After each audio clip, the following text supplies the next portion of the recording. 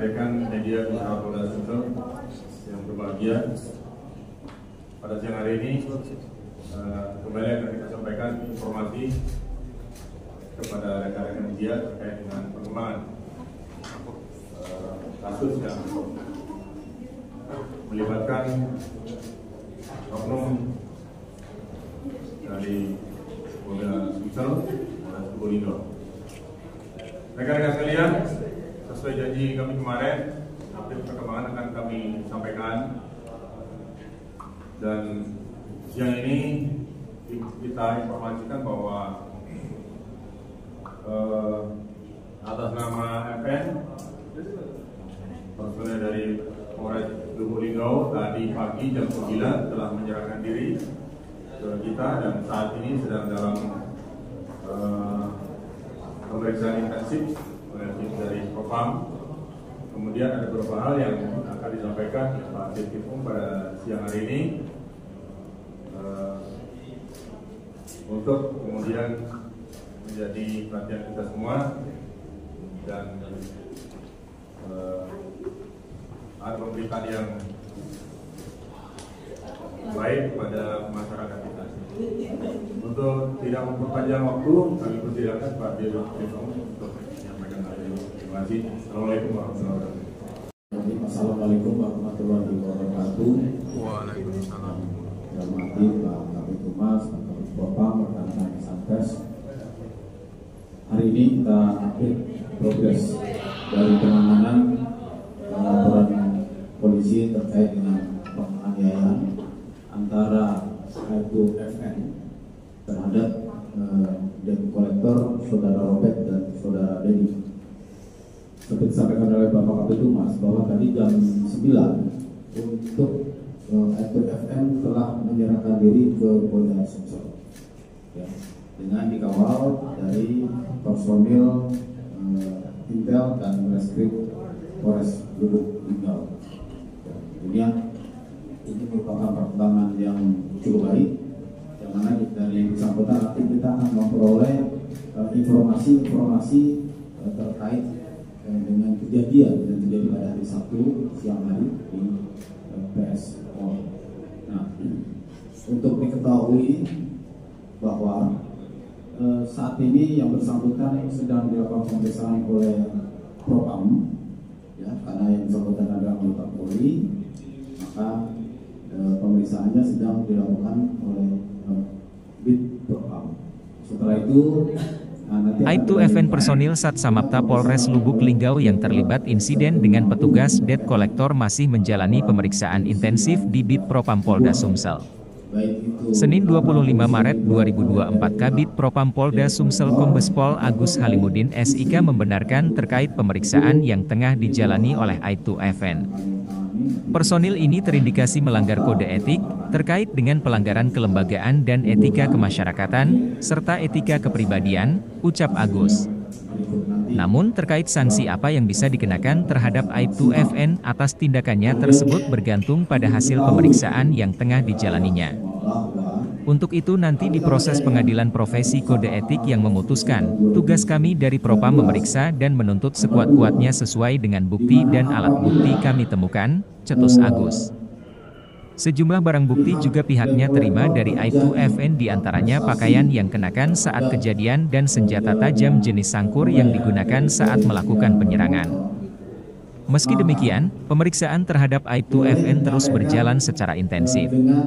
Dan terhadap penanganannya Aibtu FN juga akan dilakukan penempatan khusus selama 30 hari. Yang bersangkutan sudah mengakui kejadian itu, memang perbuatan yang dilakukan oleh bersangkutan. Kondisi yang dialaminya saat itu panik karena menghadapi 12 orang yang tidak dikenal oleh dia, ucap Agus. Sementara dijelaskan juga Bid Propam Polda Sumsel juga terus melakukan koordinasi ke Ditreskrimum Polda Sumsel guna penanganan pidana yang dilakukan oleh Aibtu FN. Direktur Ditreskrimum Polda Sumsel Kombes Pol Anwar Reksowijojo SIK mengaku pihaknya terus melakukan penyelidikan termasuk juga laporan yang dibuat oleh istri Aibtu FN yakni DS pada beberapa waktu lalu. Dua hal ini, laporan polisi, tengah kita jalani, dan berdasarkan fakta di lapangan sedang kita kumpulkan dan akan kita sampaikan setelah mendapat yang maksimal, ucap Anwar.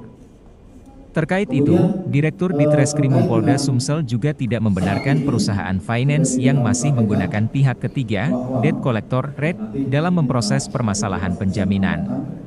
Berdasarkan keputusan MK 2019 nomor 2 di mana apabila pihak debt collector terjadi wan prestasi terhadap jalannya pembayaran kredit dari segala kendaraan bermotor maka boleh menyampaikan secara persuasif dan tidak arogan dan apabila debitur tidak menyerahkan bisa mengajukan eksekusi ke pengadilan, ucap dia. Dan apabila hal semacam ini penarikan paksa unit kendaraan terjadi pada masyarakat lainnya, itu dapat dilaporkan. Dan syukur-syukur itu bisa divideokan, aksi penarikan paksa, ucap Anwar. Reporter Kompas.Link TV Rudi Hartono melaporkan.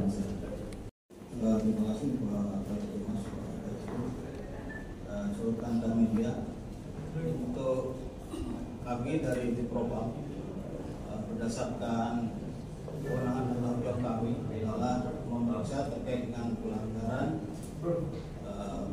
perbuatan pelanggaran yang dilakukan oleh anggota Polri, bagaimana yang sudah dirilis kejadian tersebut dan yang bersangkutan jadi disampaikan memang sudah menyerahkan diri ke Propam. Kemudian sekarang sedang kami lakukan pemeriksaan dan sudah kita temukan juga barang bukti berupa mobil yang kemarin menjadi TKP, kepala pansa, kemudian sangkur, ya tapi bukan sangkur ini, tapi sangkur yang juga tahu, jadi juga umum, juga STNK daripada kendaraan tersebut sudah ada tanda kami. Dan kejadian seperti yang sudah terjadi sudah diakuinya juga sebagai yang bersangkutan. Memang perbuatan tersebut dilakukan karena memang kondisi daripada anggota tersebut panik ya, karena menghadapi 12 orang tentunya yang belum tentu juga dikenal oleh dia ya, yang berusaha untuk mengambil kendaraan yang dia gunakan yang porsinya nanti akan ditangani oleh seksi terkait dengan kredit atau fidusianya. Namun dari aspek pelanggaran yang kami tangani, menurut pemeriksaan awal telah terbukti bahwa personel tersebut melanggar kode etik ya, terkait dengan pelanggaran kelembagaan, kemudian juga etika kemasyarakatan dan etika kepribadian. Sementara yang bersangkutan masih kita proses ya, dan tentunya nanti akan kita lakukan pengamanan dalam rangka patsus ya, dalam patsus dan juga akan kita koordinasikan juga dengan reskrim untuk tidak lanjut proses pidana. Demikian dari saya, terima kasih. Kalau patsus maksimal itu 30 hari. 30 hari. Pak Kabit, ada 4 hal di dalam peristiwa ini. Yang pertama adalah hubungan keperdataan ya, antara kedua belah pihak, baik leasing maupun pihak penerima jaminan fidusiar. Yang kedua, adanya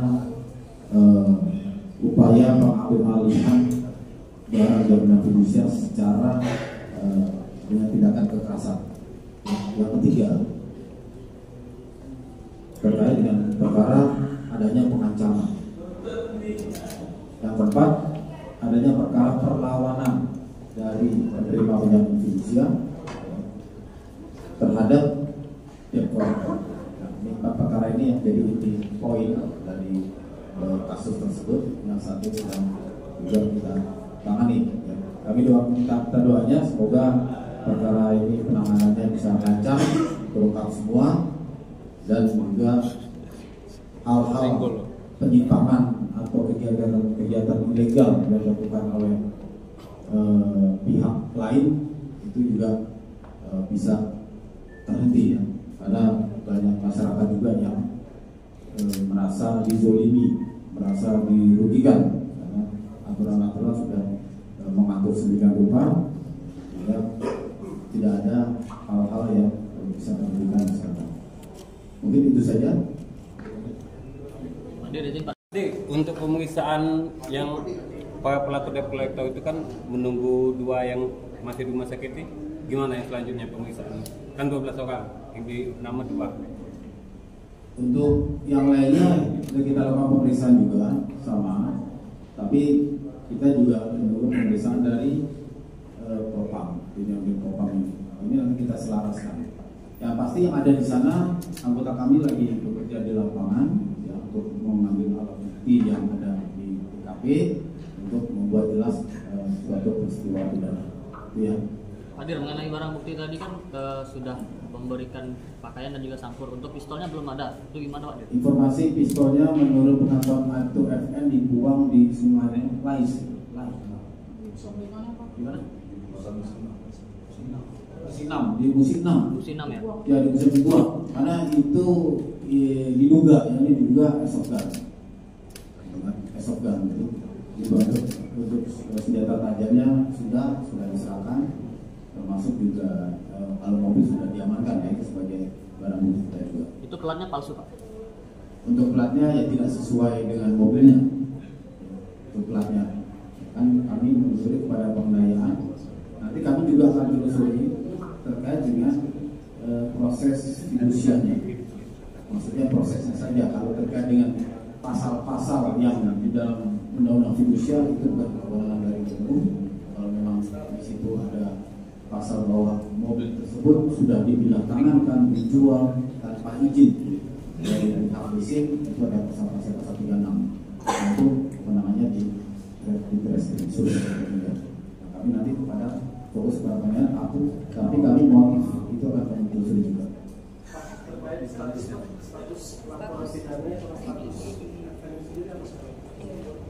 Kalau status FN-nya sendiri ini lagi masa proses pemeriksaan. Nanti pada saat pemeriksaan masih sebagai saksi, baru nanti kita apabila kita bukti kita belakang kita lakukan untuk tahap pertama bisa. Izin Pak, kan tadi disebutkan bahwa ada indikasi ada pelanggaran etik. Konsekuensi paling beratnya yang bakal diterima sama bagaimana aturan kalau kode etik yang memang sudah diatur mulai permohonan maaf sampai dengan pengertian tidak menghormat. Namun nanti itu berproses ketika di pengadilan komisi kode etik yang memutuskan. Tugas kami dari Propam adalah memeriksa dan menuntut ya sekuat-kuatnya sesuai dengan bukti dan alat bukti yang kami temukan ketika kami ada di persidangan. Ya.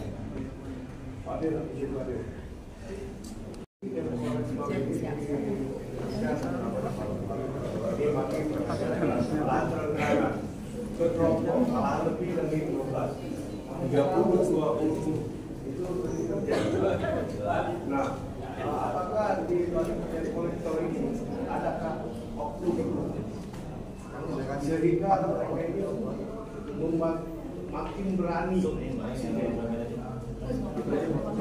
Ya begini, debt collector ini merupakan suatu lembaga atau badan yang bekerjasama dengan pihak leasing untuk melakukan penarikan. Ini pihak ketiga. Nah kemudian yang mereka melakukan penarikan yang menurut mereka itu benar, mereka benar. Padahal undang-undang sudah mengatur bahwa di putusan MK tersebut tahun 2019 itu apabila si penerima jaminan fidusia tersebut tidak melakukan kewajibannya dan tidak mau menyerahkan, nah, maka bisa melalui upaya pengadilan. Nah, Made bilang tadi ada oknum.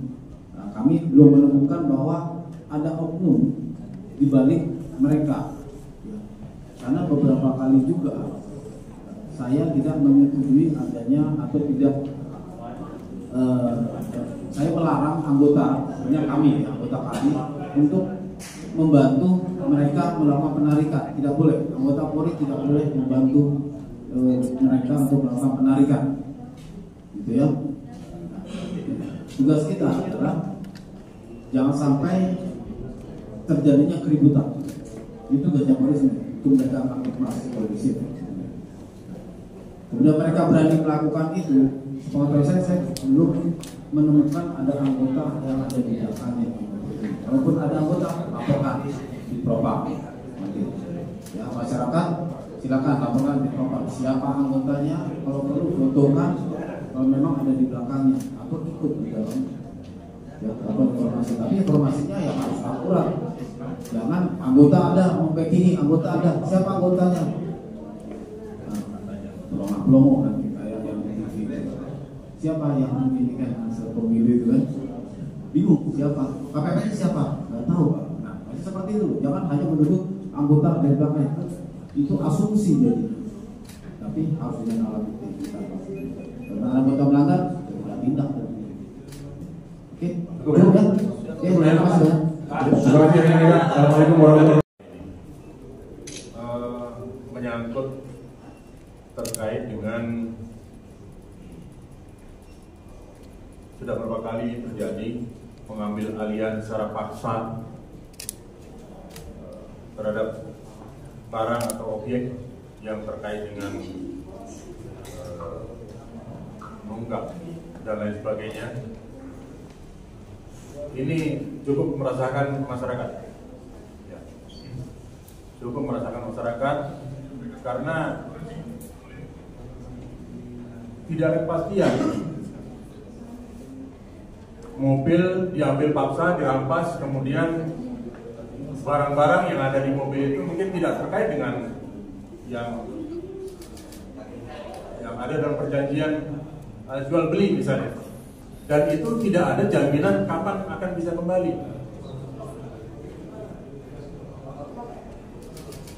Sudah salah, kemudian menimbulkan masalah baru. Jadi ini juga bentuk peringatan bagi perusahaan-perusahaan finansial yang kemudian berkaitan dengan pekerjaannya yang demikian, debt collector, untuk menjalankan pekerjaannya sesuai aturan hukum. Tidak kemudian melakukan hal-hal yang tadi Pak Dirtim sampaikan, arogan, kemudian dengan upaya paksa. Sebagai gambaran rekan-rekan, tadi saya sempat ketemu dengan saudara FN. Mengapa dia lakukan hal itu? Yang pertama dia lakukan adalah untuk melindungi keselamatan keluarganya. Jadi ada istri dan anaknya 2 orang yang kala itu dihadang oleh 12 orang yang diduga debt collector tadi, dengan menggedor-gedor kaca mobil, kemudian memaksa untuk meminta kunci mobil dan memaksa keluar, sehingga kemudian ada upaya untuk bagaimana melindungi keluarga dari yang bersangkutan. Ya, ini menjadi perhatian kita semua untuk terutama tadi kita sebutkan pihak finansial dan yang lainnya untuk bekerja sesuai dengan koridor, bahwa harus melalui proses pengadilan itu harus dilakukan, kemudian tidak dengan upaya paksa dan upaya